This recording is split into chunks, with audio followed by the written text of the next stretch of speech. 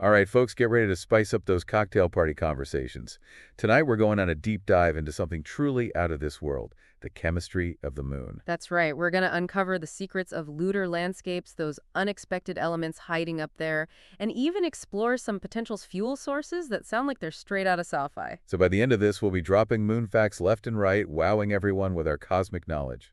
Sounds like a plan. Absolutely. You know, it's funny, when we picture the moon, most of us just think, okay, gray, dusty, a big rock in the sky. Yeah, not exactly the most exciting image, but you're telling me there's more to it. Oh, so much more. The moon's chemistry is way more diverse than you might think. It's like a giant time capsule full of elements in combinations that you just wouldn't find here on Earth. Okay, so spill the secrets. What kind of chemical cocktail are we talking about here? Well, the moon is mainly composed of silicates, oxides, and get this, minerals that are really rich in titanium. Titanium. Wow, that's not what I was expecting. So where did all this stuff come from? Well, the leading theory is that billions of years ago, a Mars-sized object slammed into Earth, and the debris from that epic collision, it eventually clumped together to form the moon. So the moon's chemistry is basically a direct result of that massive impact. Wow, so it's like a giant cosmic fingerprint from that ancient crash. That's mind-blowing. But wait, all those meteorites hitting the moon over billions of years, they must have added to the mix too, right? Absolutely. Every impact and those tiny micrometeorites to those massive asteroids we hear about, they've all contributed something to the moon's chemical makeup. So it's this constantly evolving process. It's like a giant chemistry experiment that's been running for, well, billions of years. So let's talk about the results of that experiment. I know there are different kinds of rocks on the moon, each telling us something about its history. You got it. The two main types we find up there are basalt and anorthosite. Basalt, which is the darker of the two, it forms from cooled lava flows. This tells us that, get this, the moon was once volcanically active. Wait, hold on. Volcanoes on the moon. Now that's seriously cool. I never pictured that. It's wild, isn't it? Now, anorthosite, it's the lighter colored one and mostly made up of a mineral called feldspar. It formed way back when the moon was covered in a magma ocean. And as that ocean cooled, the lighter feldspar crystals, they floated to the top and solidified into those vast anorthosite highlands we see today. So basically, each rock type is like a snapshot of a different era in the moon's history. Exactly. You've got the basalt from those fiery volcanic days and the anorthosite from when the moon was practically a molten sea. It's incredible to think about. It makes me want to go rock collecting on the moon, but maybe not right now. Before we plan our lunar field trip, let's talk about the stuff covering those rocks.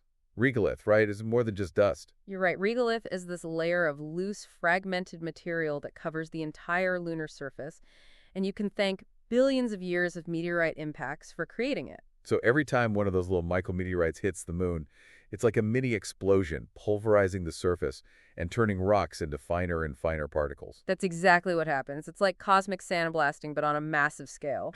So besides creating this unique surface layer, does all that constant bombardment affect the moon in any other ways? Definitely. For one, it influences those wild temperature swings the moon experiences.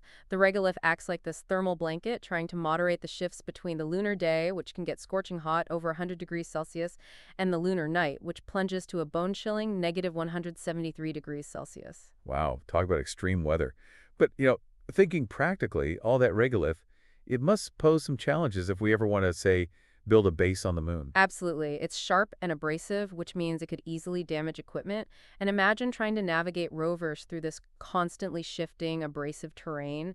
Not easy at all. So it's a challenge, but also kind of fascinating. I can practically hear the crunch of that regolith under my boots. But speaking of surprises on the moon, there's one I still can't quite get over. Didn't we find something unexpected in those lunar craters? We did. We found something that, for a long time, we thought was impossible: water ice. Wait, hold on. Water in strip on the moon. But isn't it like completely dry up there?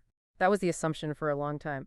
But recent discoveries have shown that water ice actually exists, hiding away in those permanently shattered craters at the lunar poles. Okay, that is seriously mind-blowing. So these craters are so old that they act like cosmic freezers, trapping the water ice that's been delivered by comets and asteroids for, well, who knows how long. That's the picture we're starting to see, and it's a game changer, really. Okay, gotta ask, and maybe this deserves a whole separate deep dive, but what does finding water on the moon actually mean for us? It means a lot. First, think alike support. Water is crucial for any kind of long-term human presence on the moon.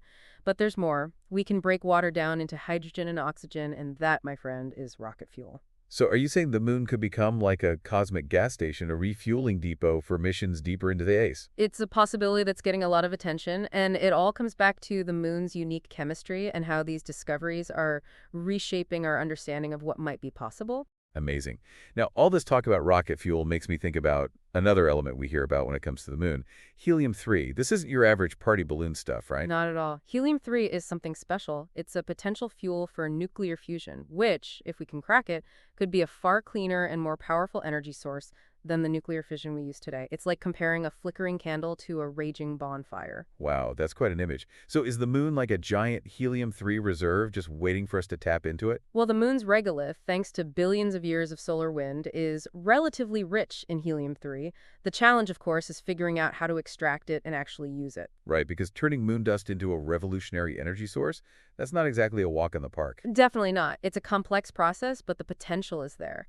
And, all of this, the water ice, the helium-3, it all points back to the moon's unique chemistry and how these discoveries are shaping our understanding of what's possible. It makes you wonder what other secrets are hidden within the moon's chemical makeup, waiting for us to uncover them. Exactly, and who knows what those discoveries might lead to. I'm ready for more, but I think it's time to take a short break. We've covered a lot of ground already. We have, but when we return, we'll delve even deeper into this fascinating world of lunar chemistry. We'll explore the chemical processes that are constantly at work, shaping the lunar landscape and revealing even more clues about the moon's history and its potential role in our future. Can't wait to hear more.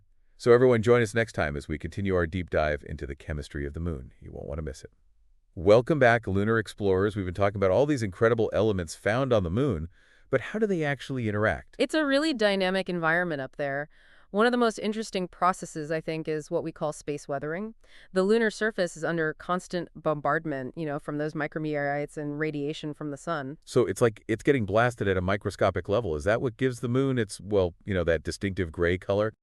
That's a big part of it, yeah. All those tiny impacts, they vaporize and melt little bits of the lunar surface, creating these glassy beads and things called agglutinates. Agglutinates. Sounds a bit like a made-up word. Well, it's a real thing. They're basically these tiny particles that have been fused together by all that heat and energy from the impacts, almost like a cosmic kiln, creating these unique microscopic structures right there on the surface. And over billions of years, all those impacts gradually darken the regolith, giving the moon that grayish hue we see. So the moon's color is literally a result of billions of years of space weathering. That's wild. And you mentioned unique minerals forming on the moon. What makes them so different from the minerals we find here on Earth? Well, the moon's chemical composition and its geological history are totally different from Earth's, so naturally, the minerals that form there are often unique. Take amalcolite, for example. It's a titanium-rich mineral, and get this, it's named after the Apollo 11 astronauts, Armstrong, Aldrin, and Collins. Now that's pretty cool. A mineral named after astronauts. Safe to say we wouldn't find something like that here on Earth. Exactly. It only forms from those specific elements present during the moon's formation under those unique lunar conditions. So we've got space weathering creating these tiny structures and unique minerals forming. But are there any other major chemical processes happening on the moon? Well, one area that's getting a lot of attention is something called the creep terrain. Creep terrain. That sounds like something straight out of Star Trek. Right. It's an area on the moon that's rich in potassium, which is K on the periodic table, rare earth elements, Re, and phosphorus, which is P, hence the acronym CREEP. So creep, got it. But what is it, really? It's thought to be this remnant of the moon's late-stage magma ocean. As that ocean cooled and solidified, these particular elements, they don't fit neatly into those common mineral structures, so they concentrated in the remaining melt. Ah, so they were like the leftovers, and they ended up forming their own little exclusive club. That's a great way to put it. And this creep terrain is interesting because it's potentially a valuable source of those rare earth elements we need for so many things. Oh, right. We were talking about water, ice, helium-3, now rare earth elements. It's like the moon is a treasure chest of resources, just waiting for us to figure out how to use them. The potential is definitely there. Rare earth elements are vital for tons of technologies here on Earth. I'm talking smartphones, electric vehicles, even renewable energy systems. So the moon could play a huge role in our future, huh? But I imagine actually extracting these resources, that's got to be incredibly difficult. Oh, absolutely. We'd be talking about establishing a whole new industry, and not just anywhere, but on a celestial body that's, well, let's be honest, pretty hostile to humans. Yeah, no kidding. We talked about those insane temperature swings and the constant exposure to radiation. Not exactly a walk in the ark. Nope. And that's not all. There's the whole logistical side of things, like how do we transport the equipment we need, build the infrastructure, and figure out ways to extract and process these resources in a sustainable way. It sounds like a monumental task. It is, but it's also incredibly exciting. Imagine we could use lunar resources to help meet energy demands here on Earth, to fuel those deep space missions we've always dreamed of, even maybe establish permanent settlements on other planets. That's some next level stuff right there.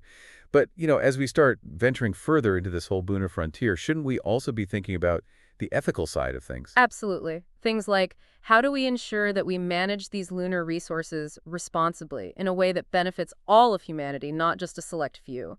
And how do we protect the moon's scientific and cultural significance? These are really important questions. Definitely food for thought. It's a good reminder that exploration and discovery, they should always go hand in hand with a sense of responsibility. Couldn't agree more. The more we understand about the moon, even down to its chemical makeup, the more we learn about our place in the universe, and hopefully that inspires us to think bigger and bolder about what's possible. Well said. Like the moon has always been there, right? But now we're starting to see it with new eyes, full of potential and wonder. Exactly. And that's what's so captivating about science. There's always more to discover, and every new discovery opens up even more questions, even more possibilities. Time for another break, folks. But hang tight, because when we come back, we're shifting gears. We'll move from the moon itself to the broader implications of all this lunar chemistry. We'll explore how these discoveries are changing our understanding of the solar system, and we'll delve into the ethical and logistical challenges of utilizing lunar resources. It's going to be a fascinating discussion. Sounds like it. Can't wait. We'll be right back. And we're back for the final leg of our lunar journey. We've talked about the moon's unique chemistry, its intriguing minerals, and even the possibility of those resources like water ice and helium-3. What a ride. It really is amazing how much we keep learning about the moon and how these discoveries are changing the way we understand its role in the whole solar system. Absolutely, and it feels like we're only just beginning to scratch the surface. So let's talk bigger picture for a minute. How does studying the moon's chemistry help us understand the origins of, well, everything out there, the whole solar system? Well, remember that giant impact theory we talked about, the one that supposedly created the moon? By analyzing the moon's chemistry, we can sort of peek into the composition of the early solar system, going way back billions of years. So it's like the moon is this cosmic time capsule, holding on to a record of those early building blocks of the solar system. Precisely. Imagine finding a perfectly preserved fossil that reveals secrets about life on Earth millions of years ago. The moon's chemistry gives us that same kind of window into the past, helping us understand the conditions and the materials that were around when our planets were just starting to form. It's mind-blowing that something we see in the night sky every night holds so many clues about the universe's history. But let's switch gears a bit and talk about the future. We've touched upon the potential of lunar resources, but what are some of the big challenges we face when it comes to actually utilizing them? Well, think about it. We're talking about creating a whole new industry from scratch, and not just anywhere, but on a celestial body that's, well, pretty hostile to humans. Right, those crazy temperature swings and the constant radiation exposure, not exactly a walk in the park. Not at all. And then there's the whole logistical nightmare, like how do we transport the equipment we need, build the infrastructure, and how do we extract and process those resources in a way that's actually sustainable? Sounds like a pretty daunting task. Oh, it definitely is. But the potential payoff is huge. Imagine a future where we're using lunar resources to help us meet our energy needs here on Earth, to fuel those deep space missions we've always dreamed of, maybe even build permanent settlements on other planets. Who knows? It's like something out of science fiction, but it could actually happen. But as we venture further into this lunar frontier, shouldn't we also be thinking about the ethics involved? Absolutely. We need to ask ourselves some tough questions. How can we ensure responsible resource management on the moon? How do we protect its scientific and cultural significance? These are things we can't ignore as we move forward. It's a good point. Exploration and discovery should always be balanced with responsibility and careful consideration. We don't want to repeat the mistakes we've made here on Earth. I couldn't agree more. At the end of the day, I think exploring and understanding the moon, even down to its chemical makeup, helps us understand our place in the grand scheme of things, in the cosmos. And hopefully it inspires us to think bigger and bolder about the future. It definitely does. The moon have always been there, but now we're starting to see it in a whole new light, full of potential and wonder. That's the beauty of science, right? There's always something new to discover, and each discovery just opens up a whole new universe of questions and possibilities. Well, folks, it's been an incredible journey exploring the chemistry of the moon. I know I'm seeing our celestial neighbor in a whole new light. It's been a pleasure sharing this deep dive with you. And to all our listeners out there, we hope this episode has sparked your curiosity and inspired you to learn even more about the wonders of the moon and the vast universe beyond. Keep exploring, keep asking questions, and keep looking up. This is The Deep Dive, signing off.